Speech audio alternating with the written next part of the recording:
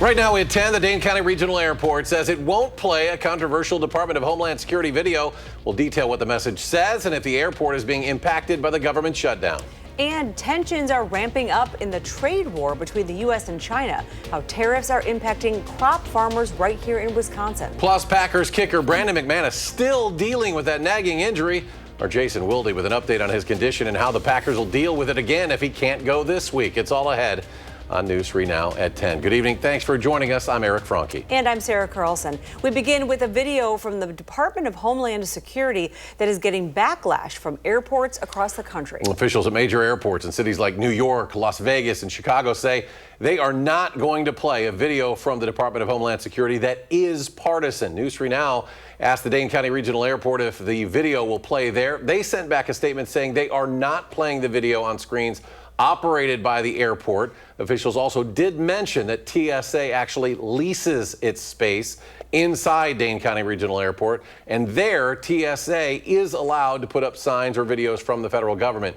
In the video, DHS Secretary Kristi Noem talks about possible delays at airports due to the government shutdown and blames Democrats for the shutdown. Dane County travelers tonight tell us they have yet to notice any major delays in Madison.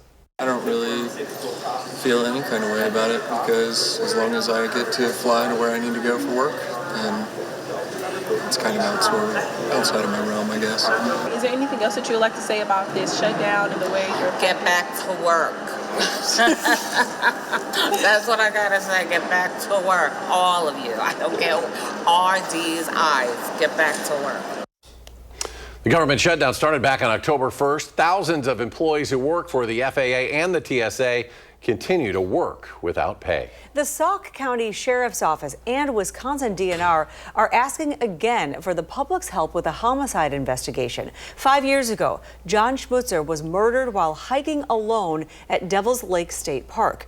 Recently, investigators learned about a double homicide that happened in July of last year at a state park in Arkansas. A suspect was arrested and charged, and while there's no confirmation that there's a connection between the two incidents, investigators are reviewing all information before they rule it out. If you have any information, you are asked to please contact Sauk County Crime Stoppers. Now to your forecast. Rain in some areas throughout the day today. More on the way for southern Wisconsin. Alex, when will these next showers arrive? Hey, Eric, southern Wisconsin, 6 o'clock tomorrow morning is the answer to that question. It's dry out there now. The showers that we had today, they're gone. But by 6 o'clock in the morning, from Viroqua to Boscobel to Prairie du Chien down to Dickeyville and Platteville, a couple showers, maybe a rumble or two of thunder as a warm front tries to move into southern Wisconsin. Eventually, it'll make its way. By the time we get to 9, those showers, maybe a rumble of thunder advance to Camp Douglas, to the Dells, to Lone Rock, to Mineral Point, to Monroe, and eventually, as they move towards the east, seeing a bit of fizzling in our latest future track projection here.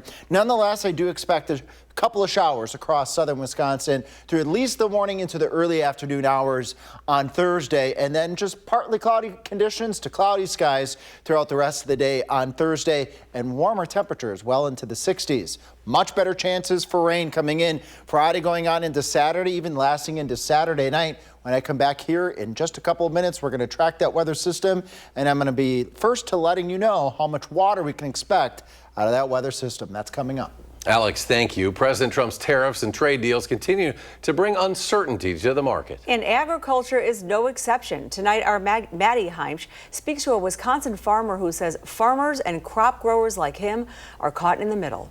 We have no certain path forward. Darren Von Rudden, president of the Wisconsin Farmers Union and an organic dairy farmer himself, says tariffs and trade wars are presenting real problems on Wisconsin farms. So we're paying more for our inputs, and we're getting a lot less for our crops that we're producing. According to Farmers for Free Trade, agricultural exports brought $3.8 billion to Wisconsin last year, the state's biggest crops being soybean, corn, and cheese. But now, due to the U.S.'s trade war with China, Wisconsin's soybean exports are down 30%. China was one of the major purchasers of soybeans, U.S. soybeans, and they have not bought any soybeans since the Trump administration took office. Meaning this year, more than a third of total soybean harvests won't sell. So we have that much extra soybean that's going to be on hand at this point. And whether or not the product is selling, Von Rudden says the equipment required to grow is getting pricier. The aluminum and steel are two big things that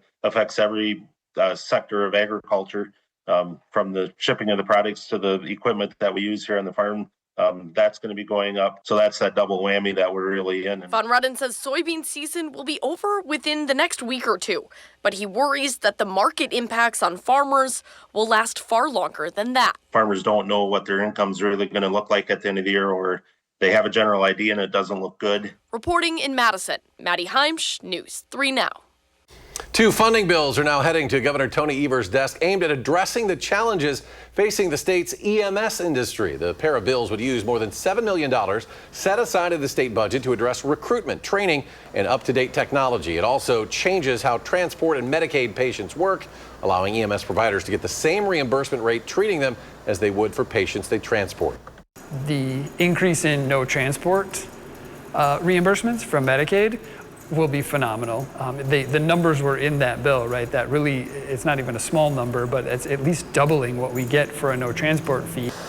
The provisions also reimburse EMS providers and crews for training and allow municipalities to use more of their money to help fund EMS districts. Well, today, the Progress Center for Black Women announced its plan for 2026. The center is planning to expand its Ambition program to include on-site career and wellness hubs.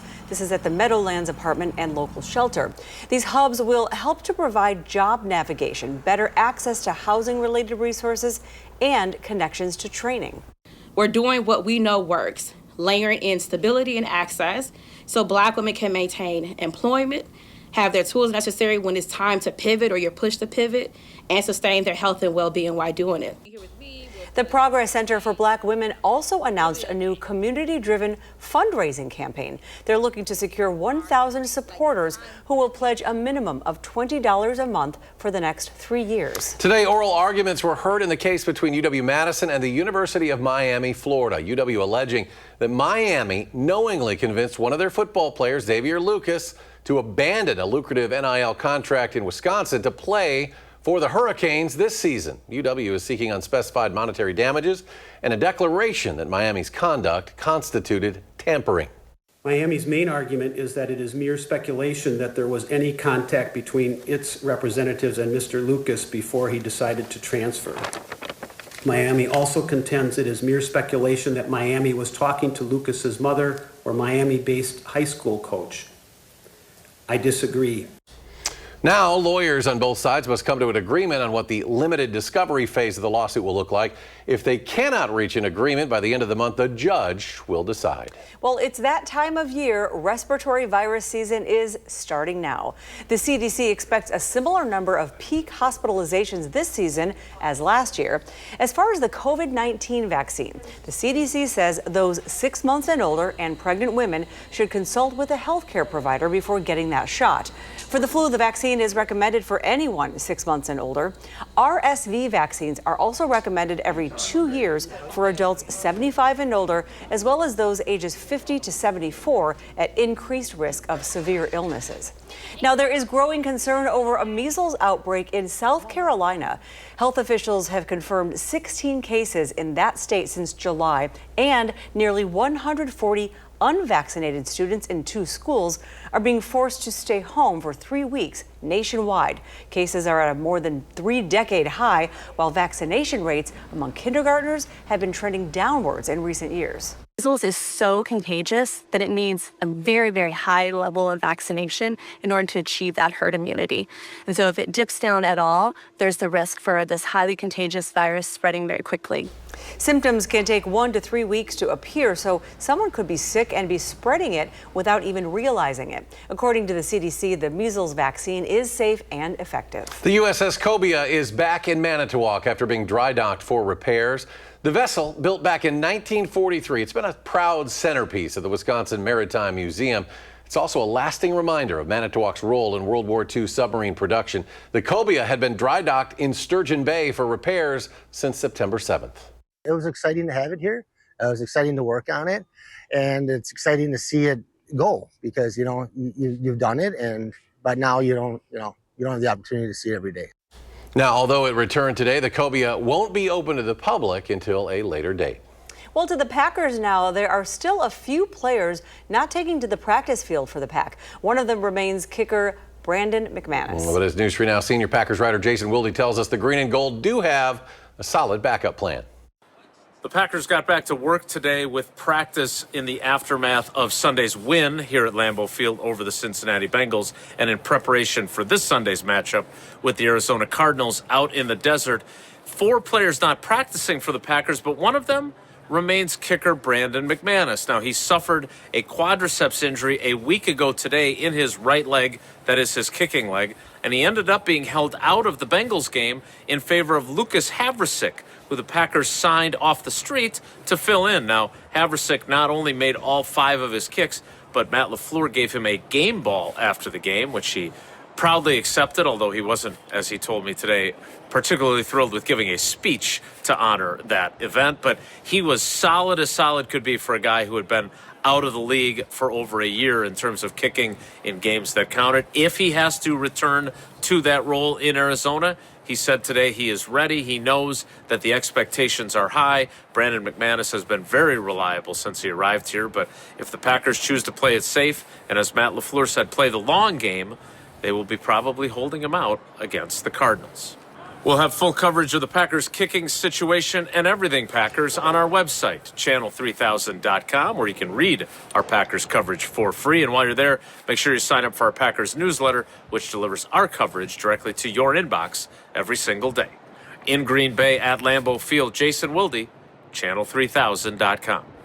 And as Jason said, Green Bay is hitting the road for the desert this weekend. They'll take on the Arizona Cardinals. Kickoff on that one set for 3:25 p.m. And next at 10, the U.S. Supreme Court hears arguments over redistricting congressional maps. And the government shutdown continues with no end in sight. The new concerns from service members over whether or not they'll be paid.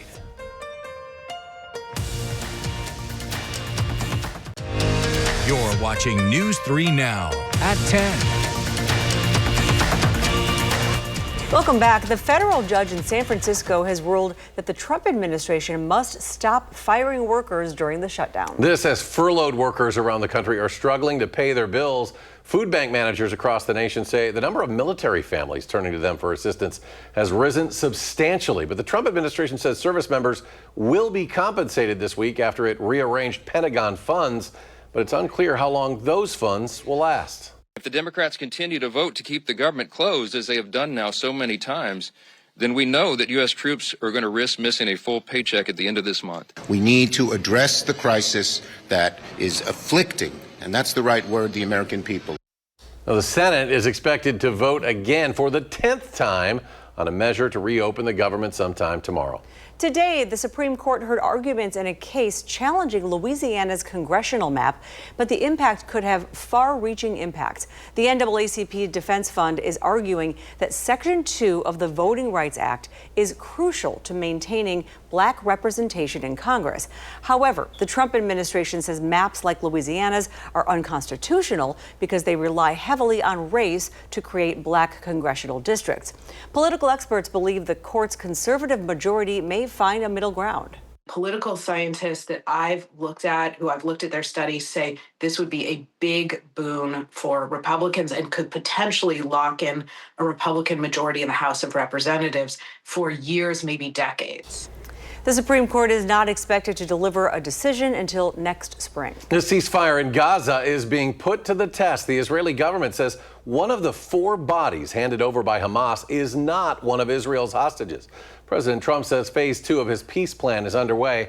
That calls for Hamas to disarm and have no role in the future governance of Gaza. But Hamas has previously said it would not lay down weapons until a Palestinian state is established. And U.S. allies are stepping up to buy more American weapons to help Ukraine fight Russia. At a NATO meeting in Belgium today, Finland and Sweden pledged to purchase additional arms. European allies and Canada have purchased about $2 billion worth of U.S. weapons, but it falls short of the $3.5 billion in weapons that Ukraine's president had hoped to secure by now.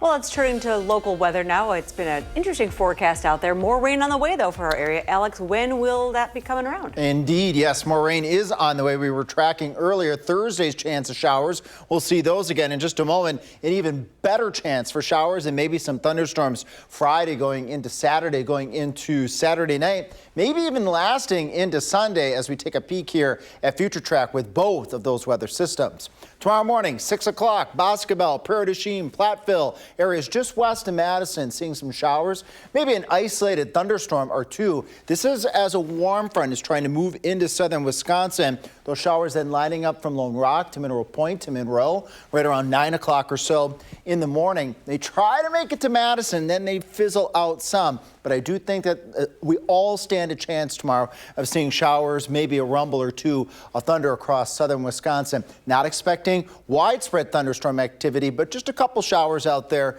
to add a few drops to the ground that desperately needs it. And then the winds turn in from the south and southeast as that warm front moves through. Breaking down bottom line here with our rain chances. Can't rule out a shower yet tonight, but those showers on Thursday leading up to good chances for rain Friday, going into Friday night and into Saturday. Here we track that. 5 o'clock on Friday, that cold front is advancing in from the west. We get some showers, maybe a thunderstorm or two over southwest Wisconsin. That line starts to become a little bit more organized from Boscobel to the Dells, Madison, up towards Marquette and Green Lake counties as we head towards the late night hours towards midnight. We can't rule out a strong thunderstorm as this cold front moves into southern Wisconsin, but with the timing being later at night, my gut is telling me that those thunderstorms will probably be more of the garden variety, meaning not severe, but we'll keep a close eye on that. The front moves through, but then an area of low pressure moves along that weather system as we go into Saturday. And here's that important time frame, right around 2:30 in the afternoon. Still have a couple showers in Madison, and then another batch of showers and maybe a couple of thunderstorms with possibly some heavy rainfall, too, as we go Saturday night into Sunday. And the weather system will sweep its way through the area with strong winds on Sunday, bringing in much cooler temperatures. I said I'd tell you how much water we'd get. Not expecting a lot with tomorrow's showers, maybe a tenth of an inch. But if Friday night going into Saturday night lines up, it could be looking at a widespread inch or so across southern Wisconsin, which would be very much beneficial as we are still dealing with abnormally dry conditions, even moderate drought conditions, and I expect this to continue to expand. We haven't had a lot of rain, and we're going to get an update with our drought monitor tomorrow. In fact, all we've had is less than 2/10 of an inch of rain so far in October, so we could certainly use those drops. As we head into Saturday, that all-important Badger game, I think we'll be dodging a shower or two, but better chances later Saturday night. Sunday, things cool on down as those showers end and we turn breezy, and then we stay October-like for the rest of the upcoming 10-day period. Highs up around 60, lows around 40. That's where we should be. Friday looks beautiful, and we'll need the heat after that. Well, yes, we will. Thanks, Alex. Sure. Alex, thank you. Coming up next in sports, the Badger football schedule only getting tougher from here. Our head coach Luke Fickell is trying to get the team ready for the top-ranked team in all the land, the Ohio State Buckeyes. Stay with us.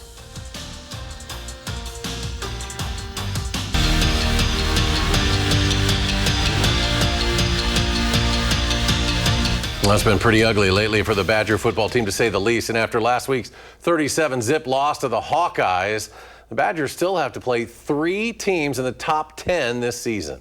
That's true, and that includes this Saturday when Ohio State comes to town. First ranked, I should say. Reporter Nash Dara has more on how head coach Luke Fickell is preparing the team.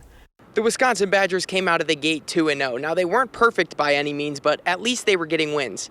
Since then, it has been an absolute disaster. They have lost 4 in a row, they have made no real progress, and they look completely lost on both sides of the ball. After Saturday's loss against rival Iowa 37-0, it has brought the Badgers to seemingly rock bottom.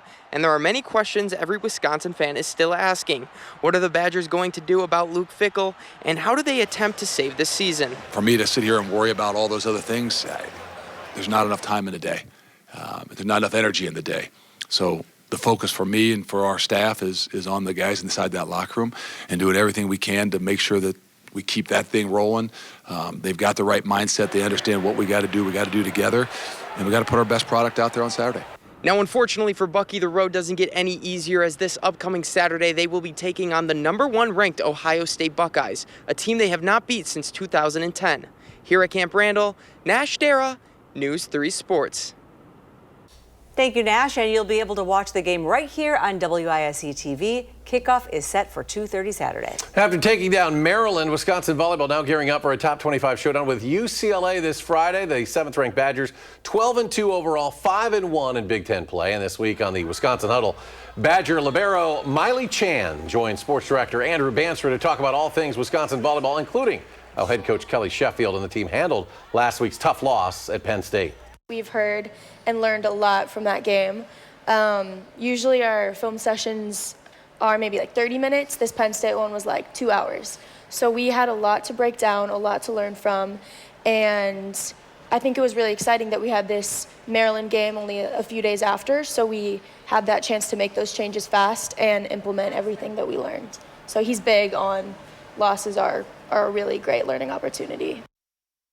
That's some good points there. And you can see that full interview on the Wisconsin Huddle this Friday at 6:30 right here on Channel 3 after News 3 Now at 6. And that's all for sports. Alex has a final check of the weather when we come back. Tonight, Colbert's all new. We got a humdoozy of a dinger with Anderson Cooper. There are many forms of patriotism, and telling the truth is one of them. CBS Tonight. Finally tonight, scientists in England have uncovered a giant set of dinosaur tracks. Look at this. Massive trail of footprints stretches over 650 feet in an old mining site in Oxfordshire. The tracks were made more than 160 million years ago by an enormous sauropod. Right? Sauropod? Very good. It's a sauropod. Like Sarah Carlson pod. I think it might be sauropod. Oh, yeah, you're right. It's sauropod, but I like sauropod. I cannot believe our producer Abe ran this. It's named the Cetiosaurus. Very good. Researchers used controlled explosions to reach the dinosaur. Footprints buried deep under layers of limestone alongside prints. Recue the video, please. They found ancient sea creatures, suggesting the area was once a shallow sea. There we go. Experts say this is one of the longest dinosaur trackways ever found in the United Kingdom. I say dinosaur because Abe, when he was a child, loved, he still loves Jurassic Park. Sure. Remember that little video where the guy kept calling him the dinosaurs? The dinosaur. Mr. DNA in the video? Abe reminding me. Dinosaurs. Final check of the forecast with Alex, and rain's coming on through. Yeah, a couple showers tomorrow. A little fog. We can't rule that out tonight, too. The best chances for rain will be Friday night going into Saturday. I think the game, we're going to dodge it. Showers before and then showers afterwards. But tune in tomorrow night. We'll have another update with Future Track. You like sauropod, right? Sauropod. I wanted to call it. You're a lot smaller than those dinosaurs, by the way. Thanks for watching us, folks. You can always watch us streaming 24/7, Channel 3000+. Have a good one. Have a good